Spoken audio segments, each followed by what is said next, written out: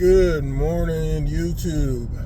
Since I had a couple topics for this morning, just wanted to talk about these things, discuss some things with you guys. Oh, before we get started, if you guys could, hit the like button, subscribe. A comment really helps me out with the algorithm. It helps me grow the channel. Anything you do will definitely help me out. Anyway, the topic I want to discuss today is basically attracting, who you are and not who you want, right? I think all too often, we get into our mindset of, especially when it comes to relationships, looking, for our perfect 10 out of 10, right? But in all actuality, we're nowhere close to a 10 out of 10, right? And I think, we get frustrated when we don't get the results that we want, right? I think you attract, or, in a perfect word, you attract who you are, right? And now that may not be physically, right? Because sometimes people might look at it and say, well, I want this physical person, to be this particular, this amount, this height, make this amount of money, look this way, and let's say you get that person physically, right?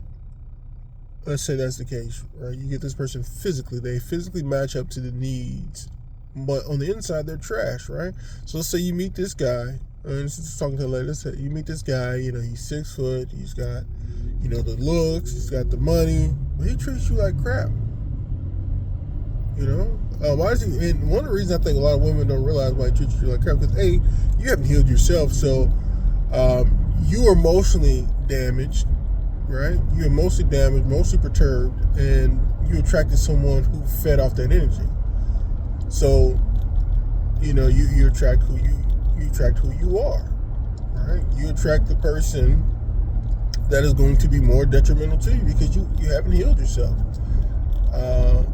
You're bringing in emotional trauma and baggage from previous situations, and now that person is feeding on that, or you're a shallow person, right? So now you attracted a shallow person. So that's one aspect of it, attracting who you are. The other part is, sometimes you just don't deserve that person. You don't deserve the person who you want. Oh my gosh, that's hard how you say that. And so, I say it all the time, I want my crush. I want to attract my crush. And, I want my crush this, that, and the third, but why does your crush, in a perfect world, would your crush deserve you? And what I mean by that is, let's say your particular crush has all their stuff together, right? They work on themselves, they're at the gym, they're emotionally, financially, physically fit, right? They have all the qualities that a good partner in a relationship should have, right? They got all of it. They've been cultivating their personality and their and everything for years. And you, meanwhile, are a mess. You need fixing. Why do they deserve that? So how's that fair, right? So you continue to, pine over this person when in all actuality that's not the person you deserve, because you're nowhere near that person's fit, right? If the law of attraction works, right, and you attract what you put out this morning, why would it not work for them? And that goes for a lot of people. A lot of people think they deserve supermodels, like especially guys that think they deserve supermodels. And well, my woman's not this, woman's not that. I want a woman that looks like XYZ, like the woman I see on Instagram. You're not the guy that deserves her. You're not that guy. You don't have nothing going for yourself. You're not physically fit. You need to be in the gym, and you need to work on yourself. You're not the peak performance of yourself. You're not the peak man that you can be, because everybody only has a certain threshold they can go. Some have bigger thresholds than others, right? So they might already have the physical attributes, and they might be at the top, right? Some might have the mental attributes, right? So they might already be at the top. So But we all have a certain top of the rung we can achieve, right? Majority of you not even nowhere close to the top of the rung. You're at the bottom of your rung or close to the bottom of your rung, and you feel that you deserve this great woman to come along, and even though you haven't, you don't have a great job, you're not really trying at your job, you're mediocre. Like the big great KS used to say, you're mediocre at best. He said average, but I'm gonna say you're mediocre at best.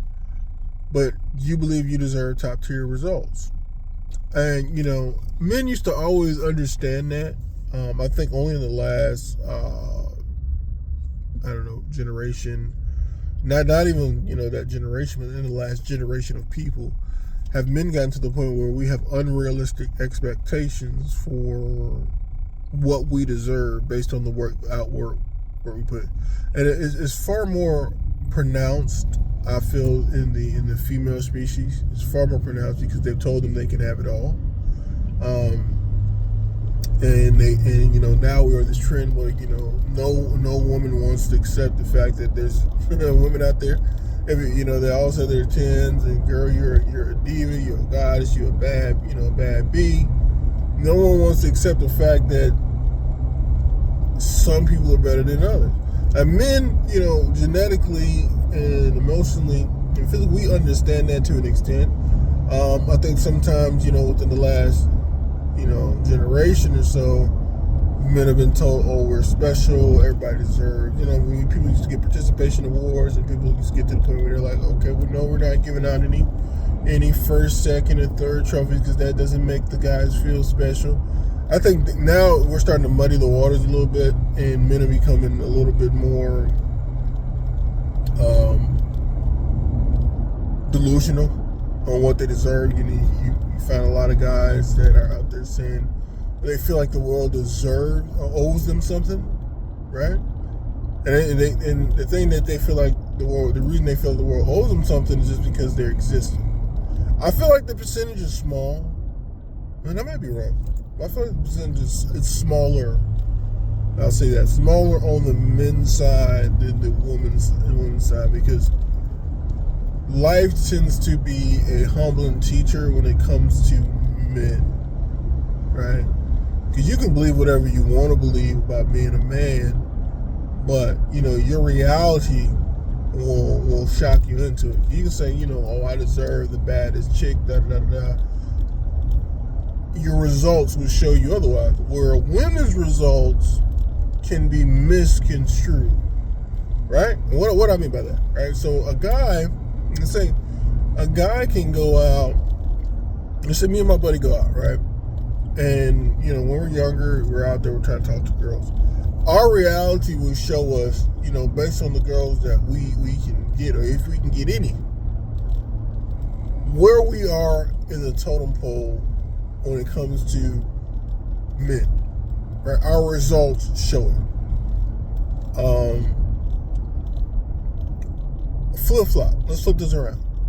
Especially in this day and age. Women's results are misconstrued because women look at who will talk to them, right? They're using the same criteria that men use to judge their effectiveness on the market, on the marketplace.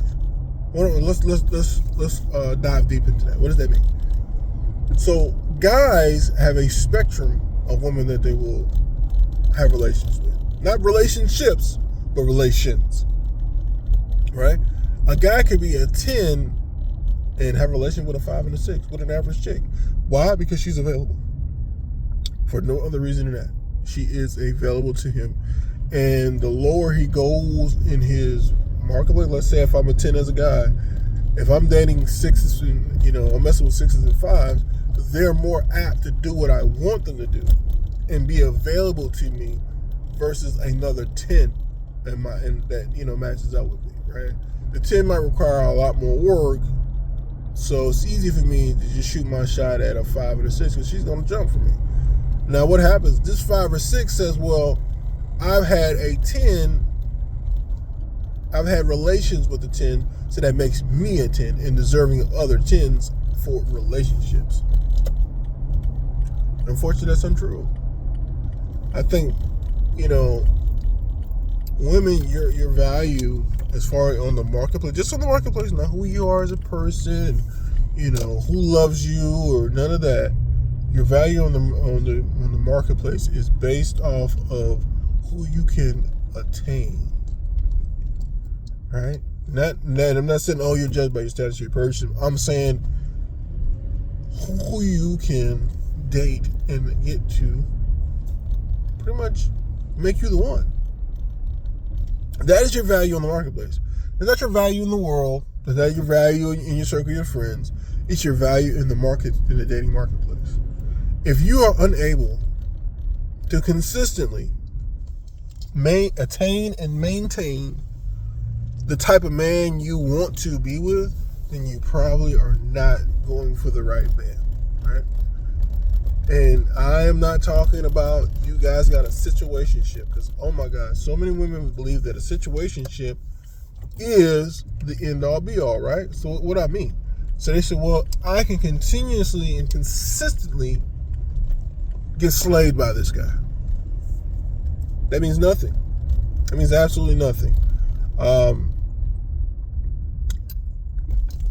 Does this guy take you places? Does he announce you as his? Has he put a claim to you? And guys, if you haven't noticed, this channel is not for the easily offended. This is not for the modern dater who believe that modern dating right. This is for people who wonder why the results that they have in life are not, not what they want, right? If you're happy and you want to continue to live in delusional land, by all means do it. What I am trying to get you to do is see past the veil, and if once you see that you're not getting the results that you want out of life, that you're available to make some changes. That's all. Well, that's what it is. A lot of women have decided that they want to live in delusional land, and they look at it and say, well, I can continue to get this guy in my bed, so that means I deserve that guy because that's the type of results that I get. In actuality, it's a situationship. It's okay to understand that, hey, I might need to step my game up if I want that type of guy to be in my life consistently. And you have to start being real with yourself and saying, maybe I'm not the 10 that everybody tells me I am. Maybe I'm more like a 5. Maybe I'm just average. Maybe I'm a 6. Maybe I'm a little bit above average. Maybe I'm a 4. Maybe I need to work on myself. There's a lot of women out there with children from men that are, top tier. They didn't marry you because you weren't on their level. Or they just, they didn't look at you like that.